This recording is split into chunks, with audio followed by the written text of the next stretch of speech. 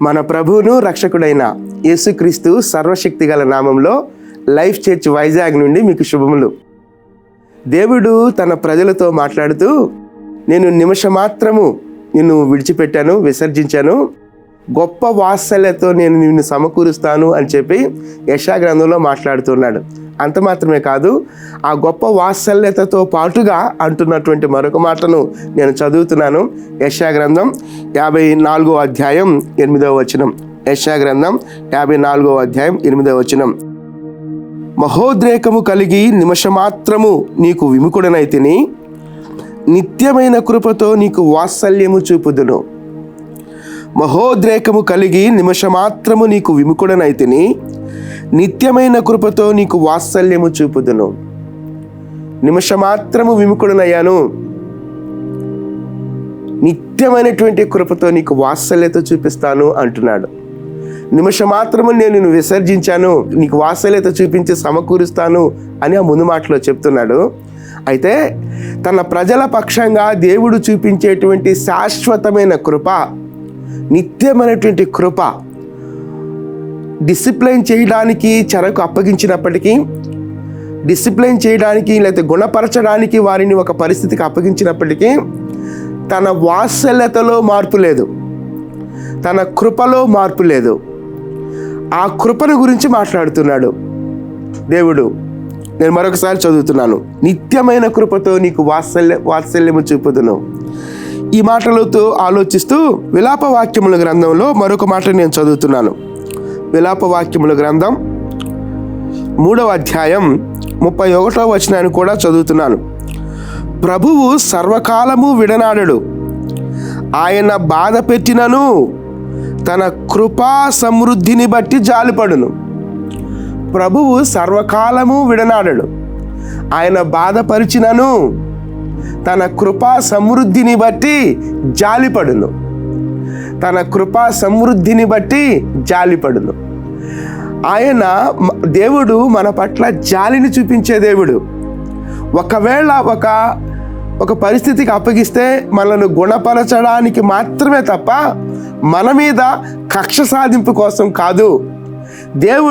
దేవునికి కక్ష కాదు, కానీ దేవునికి కృపే ఉంటుంది. ఆ నిమిషం మాత్రం మనల్ని విముఖుడుగా ఉండడంలో పరిస్థితి ఏంటంటే మనల్ని గుణపరచడానికి, మనల్ని సరిచేయడానికి మాత్రమే తప్ప కక్ష సాధింపు కోసం కాదు. నిత్యమైన కృపతో మనకు వాత్సల్యత చూపించే దేవుడు మన దేవుడు.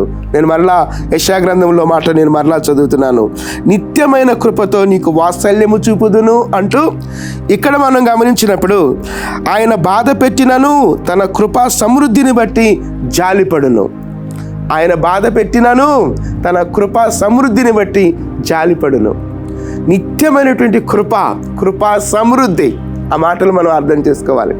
నిత్యమైన కృపా సమృద్ధి. ఆయన బాధ పెట్టినను, ఆయన మనకు నిమిషమాత్రం విముఖుడైనను, నిత్యమైన కృప మన పట్ల కలిగి ఉన్న దేవుడు.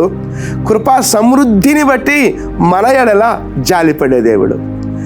మన జీవితాలలో ఎదురవుతున్నటువంటి ఇబ్బందులు, శ్రమలు, ఒకవేళ దేవుడే మనం డిసిప్లైన్ చేయాలనుకుంటున్నప్పుడు ఎదుర్కొనేటువంటి పరిస్థితులను ఏ విధంగా మనం చూస్తున్నాం, ఎలాంటి దృక్పథంతో ఆ విషయాలు మనం అర్థం చేసుకుంటున్నాం అన్నదే దేవుని మీద మనం నిలిపే విశ్వాసానికి తార్కాణం. కృపా సమృద్ధి, నిత్యమైన కృప. నా కృప నిన్ను విడువదు. దేవుని వాక్యం అద్భుతమైనటువంటిది. దేవుడు మనతో మాట్లాడే మాటలు మనల్ని బలపరిచేవి. దేవుడు మనతో మాట్లాడే మాటలు మనల్ని గుణపరిచేవి. ఎక్కడ గుణపరుస్తున్నాడో దేవుడు, అక్కడ మనం గుణపరచబడదాం. ఎక్కడ దేవుడు మనల్ని బలపరుస్తున్నాడో అక్కడ మనం బలాన్ని పొందుకుందాం. దేవుడే ఒకవేళ మనం డిసిప్లైన్ చేస్తున్నప్పుడు, ఎస్ లార్డ్ నేను స్వీకరిస్తాను ప్రభువా, నేను గుణపరచబడతాను ప్రభువా అన్నప్పుడు ఆయన కృపా సమృద్ధి, ఆయన నిత్యమైన కృప మనకు ఎప్పుడు వెన్నంటే ఉంటాయి. బాధలను ఏ విధంగా మనం చూస్తున్నాం, ఎదుర్కొనే బాధలను ఏ విధంగా మనం దృష్టిస్తున్నాం, లేకపోతే ఎలాంటి దృక్కోణంతో ఆ బాధలను అర్థం చేసుకుంటున్నాం, ఒకసారి మనం ఆలోచించాలి. ఈ మాట నేను మరలా చదువుతున్నాను. చదువుతున్నాను. ఒకసారి చదువుతున్నాను. నిత్యమైన కృపతో నీకు వాత్సల్యము చూపుదును.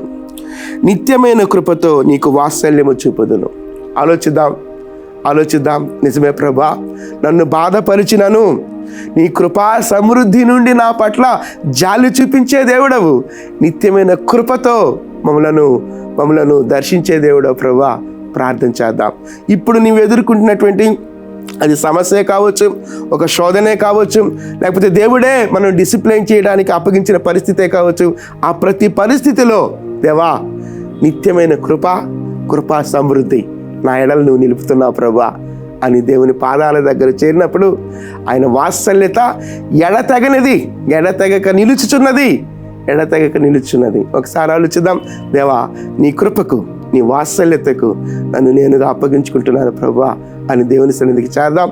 ఆయన కృపా సమృద్ధిని బట్టి మన ఎడల జాలిపడే దేవుడు. ప్రార్థన చేద్దామా? మీరు ఎక్కడున్నప్పటికీ మీకు అభ్యంతరం లేకపోతే నాతో కలిసి ఏకీభవించాలని మనం చేస్తున్నాను. ప్రార్థన. మహోన్నతుడా, మహాకనికరము కలిగిన దేవా, కృపా సమృద్ధి కలిగిన వాడా, మా పట్ల జాలి పడుతున్న దేవా మీకు స్తోత్రాలు చెల్లిస్తున్నాం. మేము ఎదుర్కొనేటువంటి శ్రమ కావచ్చు, అననుకూలత కావచ్చు, ఒకవేళ మీరే మమ్మల్ని డిసిప్లైన్ చేస్తున్నటువంటి పరిస్థితులు కావచ్చు, ఆ ప్రతి పరిస్థితిని ప్రభా మీ ఆలోచన చొప్పున నా తండ్రి మేము అర్థం చేసుకోగలిగే కృప మాకు అనుగ్రహించమని వేడుకుంటున్నా. నిత్యమైన కృపా సమృద్ధి నా దేవా మీరు మా పట్ల కలిగి ఉన్న దేవుడవు, జాలి చూపించే దేవుడవు కనుక మిమ్మల్ని స్తుతిస్తూ ఆరాధిస్తూ మీ ఘననామమునకు మాత్రమే మహిమను ఆరోపిస్తూ యేసుక్రీస్తు అతి శ్రేష్టమైన నామంలో ప్రార్థించి స్తుతించి వేడుకొనుచున్నాం తండ్రి. ఆమెన్. ప్రభు కృప నిత్యము మనకు తోడయుండును గాక. ఆమెన్.